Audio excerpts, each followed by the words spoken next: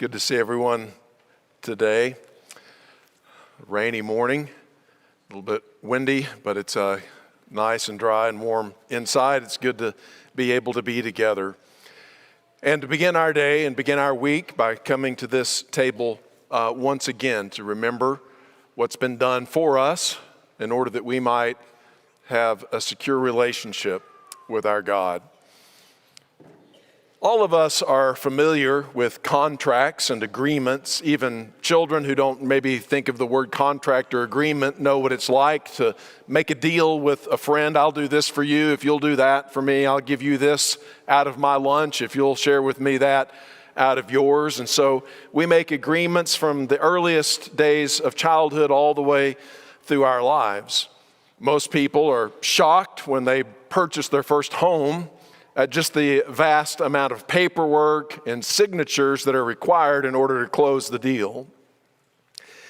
And contracts and commitments and covenants, though we don't use that word very much anymore, are agreements between parties that promise to do certain things and carry with them penalties should we fail to follow through on our promise. And in our modern world, most of the time, those penalties involve some sort of financial cost or loss to us if we should not keep our end of the bargain.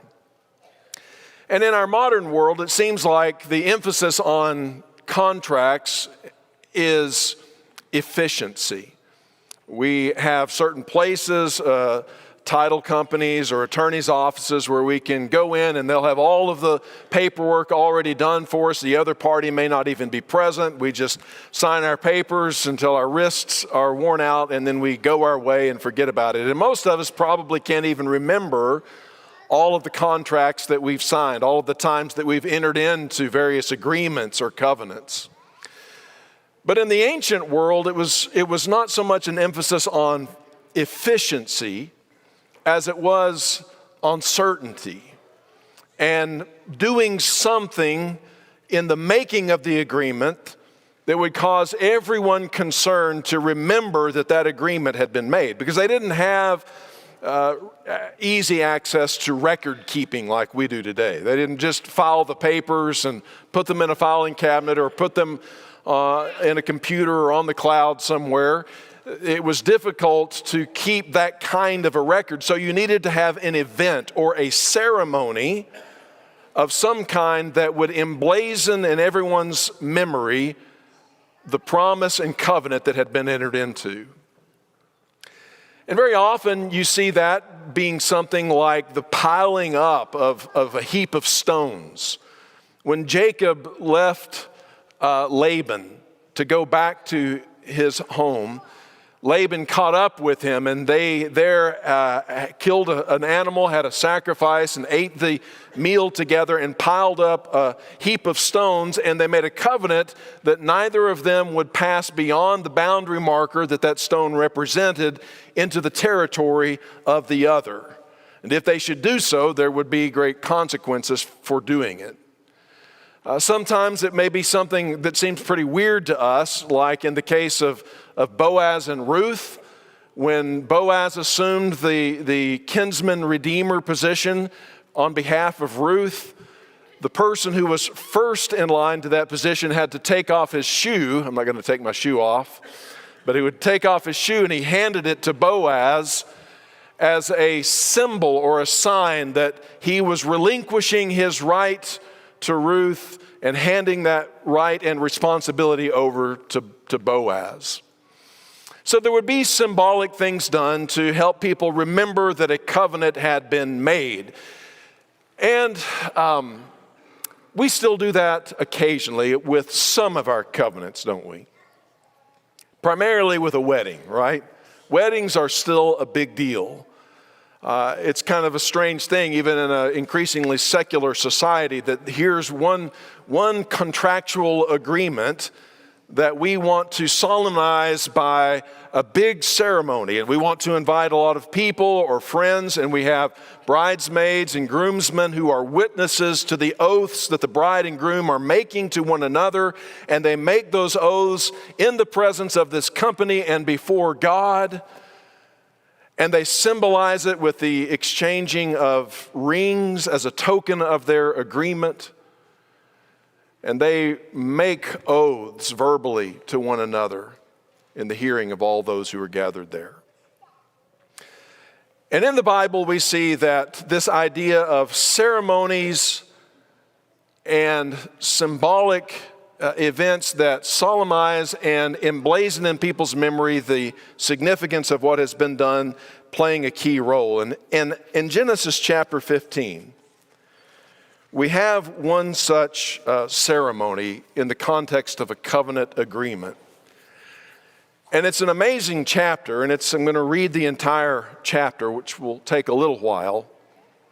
And it's not one of those chapters that people spend much time with, but it's, I think, a cornerstone chapter in all the Bible. And I believe in it we have a full expression of the gospel that will ultimately bring us to the table.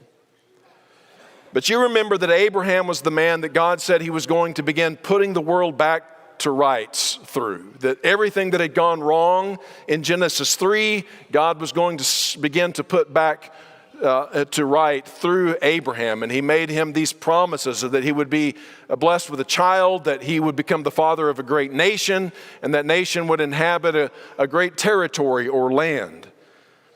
And many years had passed since the initial promise of that sort had been made, and Abraham is still holding on to it. But it says that after these things, the word of the Lord came to Abraham in a vision and said, "Fear not, Abram, I am your shield, and your reward shall be very great."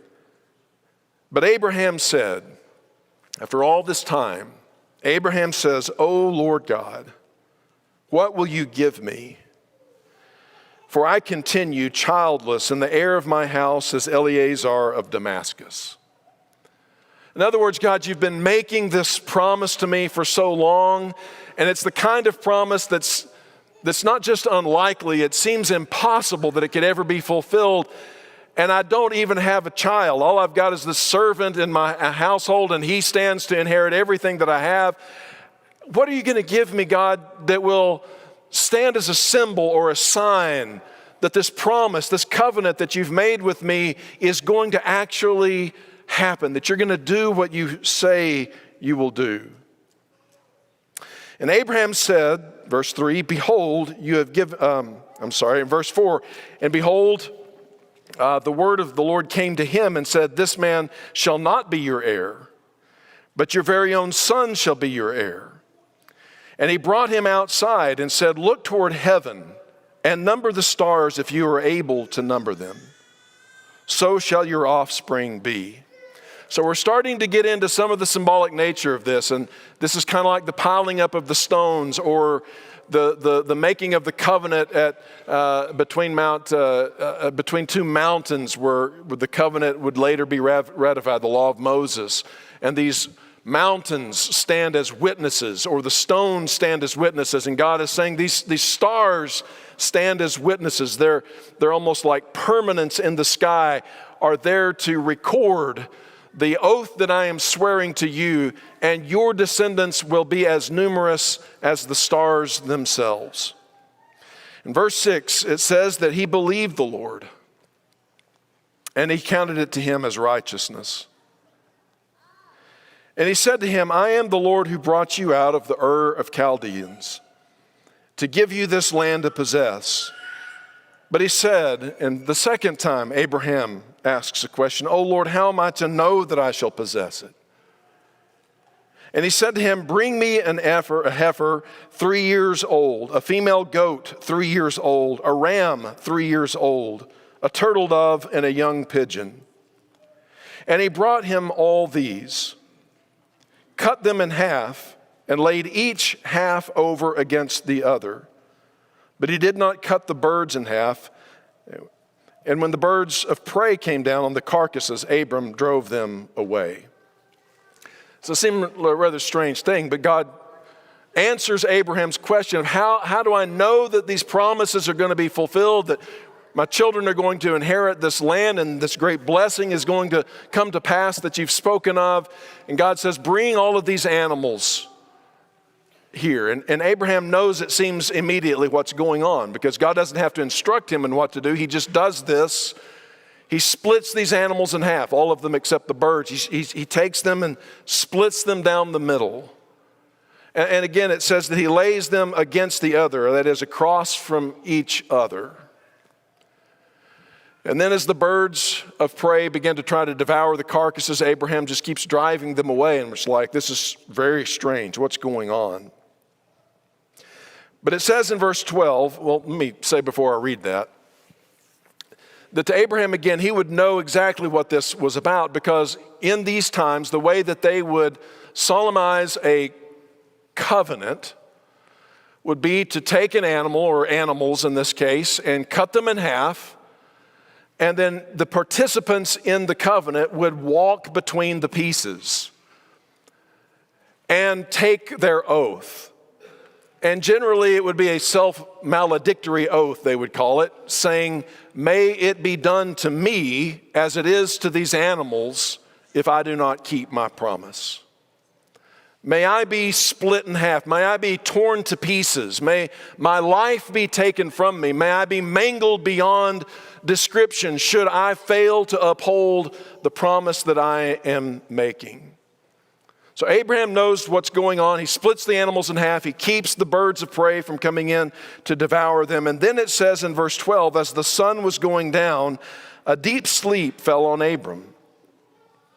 And behold, dreadful and great darkness fell upon him. A sense of awe, maybe perhaps a heavy and oppressive sensation comes down upon him. In verse 13, the Lord then begins to speak. He says, "Know for certain, Abram, that your offspring will be sojourners in a land that is not theirs, and will be servants there, and they will be afflicted for 400 years. But I will bring judgment on the nation that they serve, and afterward they shall come out with great possessions. As for you, you shall go to your fathers in peace, and you shall be buried in a good old age. And they shall come back here in the 4th generation, for the iniquity of the Amorites is not yet complete."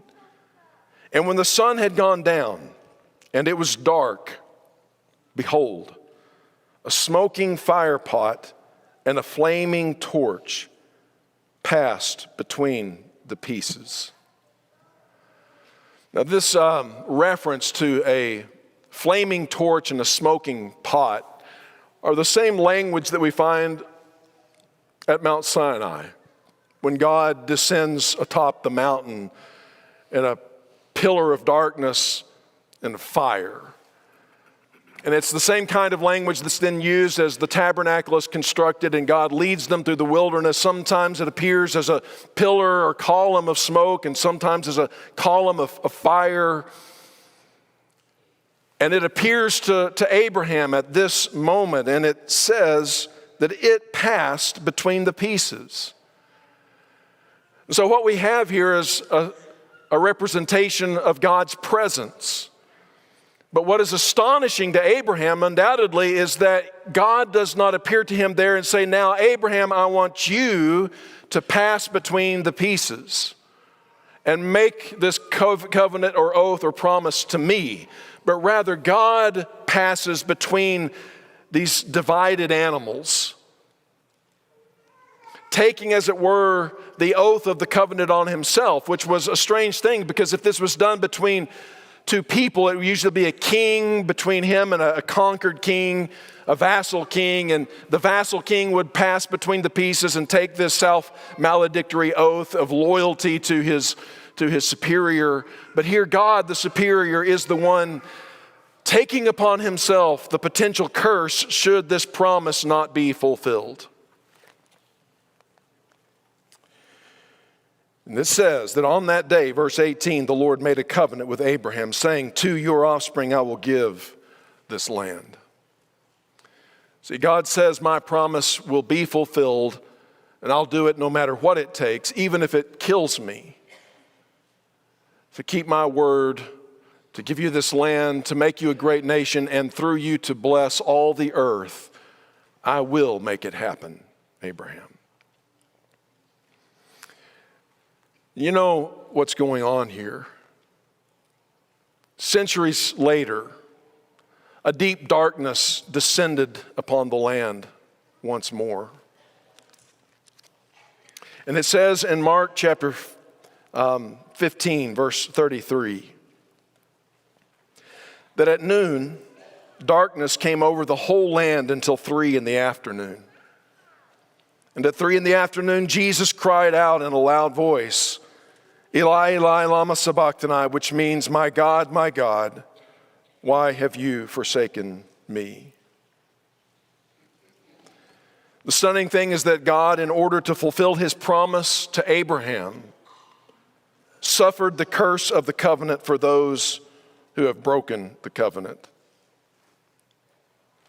Which is exactly what Isaiah the prophet had predicted in Isaiah 53 verse 8, saying he was cut off from the land of the living. Cut off from the land of the living for the transgression of my people, he was punished. And so this is what is so amazing as we come to this point of our service today, is to remember that God's great promise to bring blessing to this world, a promise to Abraham, to his descendants, and to all those who are afar off, as many as respond to the call, to the invitation of the Lord. It is an invitation to come and inherit the blessing that God has secured for us, not because of our perfect obedience, because of Jesus' perfect obedience. Not because we've never failed, but because God has never failed. And because God, no matter what it would take, would do anything in order to secure the blessing that he intended for mankind and for you and for me, even to the point of the impossible. The immutable God, the ever-living God, the God who has life in himself, somehow taking upon himself human form and dying, being torn asunder, disfigured beyond recognition, assuming the curse of the covenant on behalf of sinners.